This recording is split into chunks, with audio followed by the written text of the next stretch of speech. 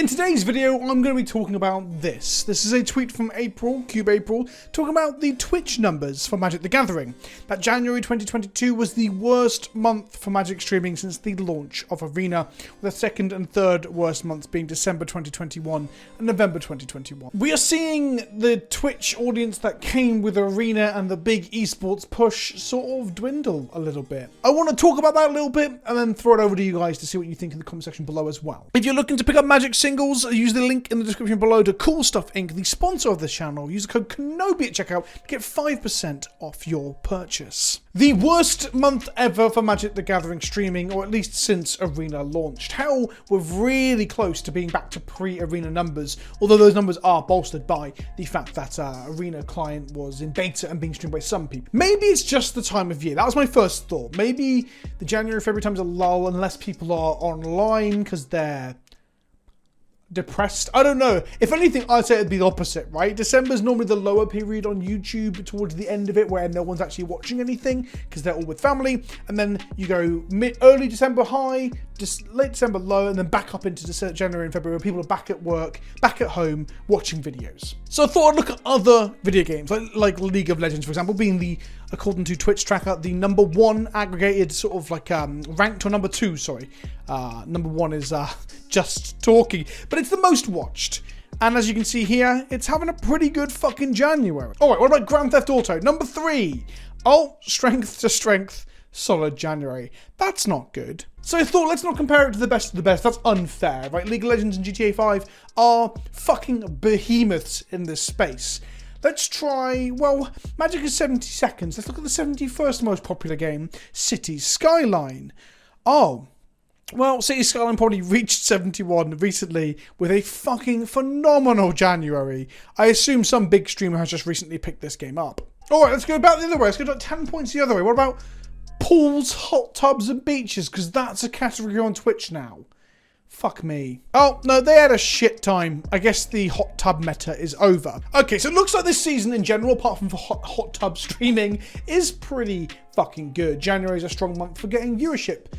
For my small sample at least anyway. But Magic is different. Magic isn't always comparable to those beasts as well, because don't forget, Magic has set releases in its own schedule. So perhaps it's just a bad time for Magic itself. And I think that's a rather valid argument. We are in, or have been up until the last week, a preview lull where we've been just drip fed a bit of information, but the hype train is kind of at a halt while Wizards go to Christmas, and we all do. And now we're getting our first set in a while. I think it's the longest period between sets in fucking forever, right? Like 30 days, 30, 40 days, something like that. It's something like that. I should really look this shit up, but I can't be fucking bothered. That's not the point. There has been a lull. You can feel it, right? You know there's a lull. And in some ways that's good. It's good to have a respite from the constant hype, but it is going to drive down engagement and viewership if not everyone is hyped. So in reality, we should probably look at the numbers post-Kamigawa. Maybe at the end of February, we can see what happened at the beginning of February as Kamigawa lands and everyone is drafting and playing Kamigawa on Arena and so on. And that brings me to a very good point that I should mention here. Magic the Gathering, as shown on Twitch tracker and using the numbers we're looking at, Magic the Gathering is a category that includes both Arena and Modo. I'd imagine Modo is like 10% of these numbers, if that, honestly. And then lastly, just for a comprehensive comparison, I did want to mention Legends of Runeterra, which is a phenomenal game. I've enjoyed playing it recently, playing some of the roguelike single player and the draft mode. I really like Runeterra's mechanics.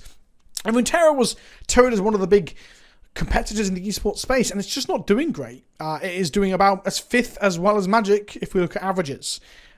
Not terrible, but not amazing. So I do think, to be fair to Magic, we're in a lull right now, perhaps bigger than we've seen for a while, and that could be causing this. And then we'll see just a pickup in steam and excitement as we go from set to set to set throughout the rest of the year. There's also been delays on products and all sorts. COVID is a weird one, right? You can't blame everything on COVID, but there's been product delays recently too.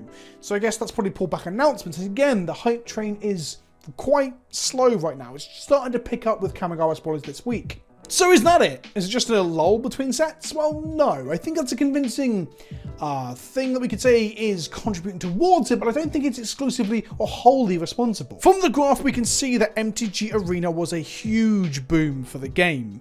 You can see this in the figures right on fucking screen right now. It's impossible to deny as it came out at this point here. Alongside Arena came a transition and a change in attitude from the mothership from Wizards of the Coast. There was an esports push. There was the slogan, "The world world will know.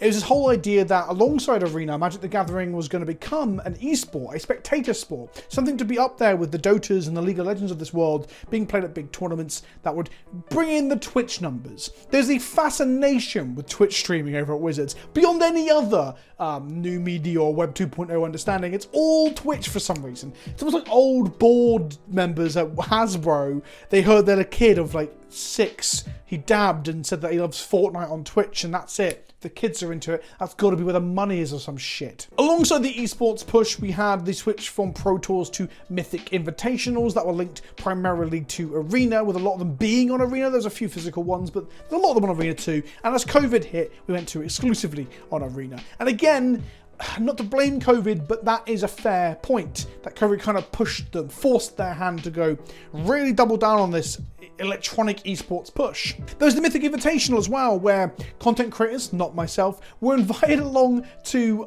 compete on the stage, the world stage, and lots of fucking money was won. A little side note, I once asked a Wizards employee that I got to meet at an event what I needed to do to get invited to the next Mythic Invitational. Lo and behold, there was no second Mythic Invitation. And they told me I had to get Mythic on Arena. Then I spoke to several of the competitors from the Mythic Invitational, personally told them this anecdote, and they said they'd never gotten Mythic on Arena. They were just friendly with one of the members of staff.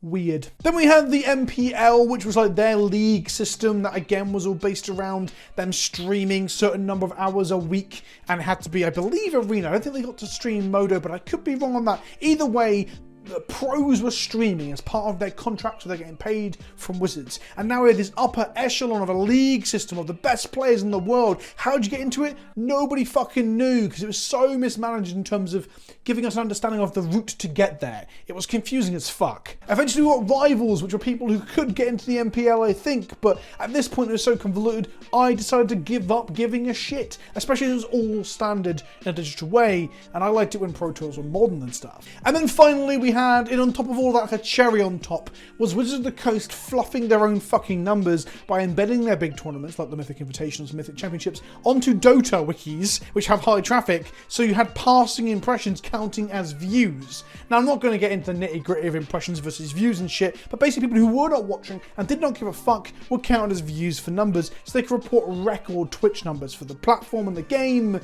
All rather embarrassing considering the state of things now. Everything I just listed, all those changes, the MPL, the Rivals, the Mythic Invitational, the Mythic Championship, the embedding to get views, the new gutting of organised play to create a different system of organised play that fed into this, that primarily used like Arena, and Arena's going to be the tournament client, and all of this kind of fucking failed. Like, most of it is dead now, and we don't know what's to come afterwards, and I don't mean to pause here and make it all dramatic, but just saying it's dead now is really fucking sad and depressing. Organised play was gutted, then revamped, then gutted again with the end of the MPL. And William Jensen has now been hired to be the head of organised play, a former pro and commentary big boy, shall we say. He's got a lot of chops in this sort of thing. People are very confident that he's going to do it right by it, and I'm excited. I'm excited to see what comes, but I can't say I'm not incredibly skeptical that we'll get anything. It's kind of like Magic has changed, and change is not always bad, but I do miss some parts of old organised play, to put it lightly. But in spite of a global pandemic wrecking industries and economies and just fucking everything up, Wizards made record profits. And it's quite easy to point to either maybe Arena's making a lot of fucking money, but the exact figures on that we don't know. Or maybe they're selling a lot of cards for Commander. Because it turns out just casually getting together with 3 mates and playing a silly card game that's more akin to Monopoly than chess is actually really fun. So now we move towards multiplayer as the focus, casual as the focus. 1v1 competitive Magic is struggling, shall we say. And that then sort of does have an effect on how it's perceived on Twitch, right? You don't get a lot of EDH content on Twitch. There are people like Olivia, myself as well, and Toma. They're all making webcam games, but webcam games do kind of suck to follow, I will admit that. That's why I do less of them on the channel now. And Modo, one of the 2 digital clients that can handle EDH, is also a bit shit, so I've also moved away from that a little bit. It's just one of the greatest formats in the game that's very, very fun and very, very popular right now. Doesn't work for the premier streaming platform on the internet. And that brings me to another point. MTG Arena, the place where all the money was betted. They were all in on this digital client. And it can't run the one most popular thing that basically pushed them through the pandemic, because it can't run fucking multiplayer. It can't get the older formats either. We've been told time and time again that Arena couldn't have possibly launched or get to a place where Pioneer would be playable. Except Yu-Gi-Oh! Released a platform last week where that is possible. It launched with 10,000 cards on it. Now, I don't know the exact number of cards in Pioneer, but I did a bit of quick math. There's 38 sets. Each set says 300 cards, which is not. Most sets are less than 300 cards. That's like 11,400 cards. Cut out some of the chaff, cut out some of the duplicates, and watch out, you're nearing 10,000. If Bandai can pay a development company to do that, why can't Wizards? It's fucking wild. Small independent developer Wizard of the Coast, am I right? In addition to that, spectator mode, we were told, would not be used by 99.9% of the community, therefore wouldn't be put into the client. Meanwhile, the tournaments that you want people to tune in and watch and care and root for look like complete dog shit. To the point that on one official Wizards of the Coast tournament live stream, where they have to fucking screen capture each of the players, we had a hot singles in your area pop up on the screen from one of the players. It's funny, I enjoy it, it's a good anecdote in the annals of Magic's history, but it's fucking embarrassing for a company like Wizards of the Coast, am I right? I have had developers personally tell me they do not have the resources. I don't understand the resources it takes to hire and train people, which is an absurd idea, because if you have enough money, you can make time by hiring more people. Wizards of the Coast made fucking millions. Vince for the future here. I said millions and then went on to say it was around $1 billion. It was actually only $816 million of revenue in 2020. Although there have been reports, they have said that they got, $406 million just in Q1 of 2021. So when we get the 2021 numbers, I would imagine it's going to be over $1 billion, because they're making a lot of fucking money. But I want to make sure I was correct with what I said, and I noticed in editing that I was wrong. On with the video. And we're saying that they can't invest some of that into their digital client to the point that they can play their multiplayer format or one of their eternal formats that people want. That's fucking nonsensical. There is no excuse to be made. They are trying to, and this is one of the problems, that the economy is dog shit. They're trying to invest as little money as possible and make as much money as possible, leading to a terrible fucking program. Yu-Gi-Oh! Has dropped to rapturous applause by starved card gamers. And this might be one of the reasons Magic's Twitch views are down, because they're all fucking off to play or watch Yu-Gi-Oh! Because Yu-Gi-Oh! Isn't abusing its fucking player base with a shit economy. I have yet to install Master Duels. I haven't decided whether I'm going to or not. I think I probably will, because I want to explore alternatives to Arena. After Kamigawa comes out, I want to explore alternatives to Arena, Runeterra, and that, and roguelikes like Slay the Spire. I want to make videos on those to try and entice people to try those things. I don't want people to move away from Magic, because I love Magic, but Arena is garbage. Supposedly, the thing I've read the most about the Yu-Gi-Oh! Client and the new Yu-Gi-Oh! Client is that it's relatively friendly towards new and free-to-play players compared to something like Magic. I cannot stress this enough. Wizards of the Coast are not a small independent company. They make shit tons of fucking money. Like, they have a license to print money, because they're basically printing a product that is very, very cheap overheads that sells for very high premiums. Either way, they could, if they wanted to, invest more money into Arena. It's not because they can't, it's because they won't. Look, Magic is not dying, and this may just be a blip on the radar, but I thought it was interesting that people were talking about it, and therefore I wanted to get involved with it as well. And it just made me feel sad. When I started sitting down and writing about it and looking some things up, it made me feel sad for the loss of organised play, for the loss of this game as a competitive game. In a weird way, I'm getting that more from Warhammer right now than I am from Magic, and that game is an unbalanced mess compared to Magic, and that's saying something considering the power creep, right? And the thing is, this is all talking about Twitch right now. Magic on YouTube is fucking booming. I should know, it's my primary platform. Wizards have been obsessed with Twitch for so long that it kind of permeates through to the audience, or at least the vocal audiences on Reddit and Twitter. In reality, we have what? Fucking 5,000 people watching Magic at any one time on fucking Twitch. Like, I get concurrent viewers in an hour on my channel when I upload a video, around 2,000 for this video, for example, and it'll be 500 each hour afterwards once it calms down. That's one person doing that. Look at, like, I Hate Your Deck, a booming paper content, because it's bringing you, like, the LGS experience. I know that's kind of cliche, but they are in a Commander game on screen, which doesn't work for live. It works for edited. Game nights, super highly produced, if that's your kind of thing. thing. Again, doesn't work on Twitch, works on YouTube. And then we get into the other people over there, the nitpicking nerds, the Tolarian Community College, Spice8Rack, Nikachu. I've written down tons of shit here. MTG Goldfish. I can't go through them all. There's huge amounts of creators that are primarily over on YouTube, and they're making shit tons of content that's getting shit tons of views.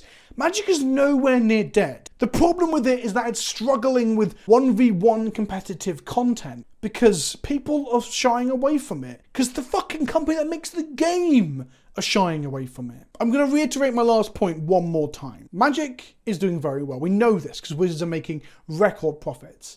And it's doing gangbusters on platforms like YouTube as well. Hell, TikTok and Instagram Magic accounts are growing and blowing up now as well. It is still doing well in the online internet space. The Twitch numbers are down and they might continue to crash as Arena continues to be dog shit. As the 1v1 formats continue to struggle as well because of lack of bannings, lack of accessibility through printings. Hell, we haven't even touched on the fact that Standard has been garbage since Arena launched almost, right? We've had bannings and bannings and problems and problems. The point I'm getting at is that Magic isn't necessarily the problem itself.